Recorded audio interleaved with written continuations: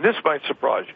I really think that there should be some type of regulations against, and I know this will surprise you because I want to make it clear that there are companies that have very strong balance sheets, that have plenty of cash, or plenty of ability to buy back stock, and that's fine.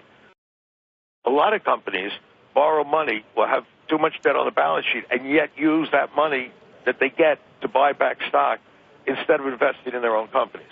And that, in some way, should be controlled, because that is one of the reasons. I'm talking about, look, Donald wants to get more jobs in this country. Mm-hmm. That's a simple given.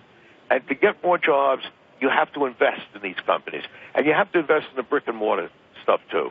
You can't just be talking about, everybody is going to go and text each other or put out things. So therefore, if you want that to happen, in many companies, you must have more dedicated CEOs or better CEOs. And also, boards should be held accountable. You just used the word controlled when talking about, companies taking money and buying back stock rather than reinvesting it in the business.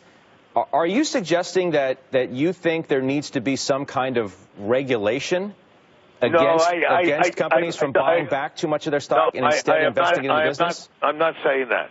But there would be ways, and I'm not going to go into it, where you could incentivize a company to invest in their own businesses rather than buy back stock. If you want to see our country prosper, we must have investment. And the only way we're going to have investment, you can't depend on the government to go in and again, I am the opposite of socialism, obviously.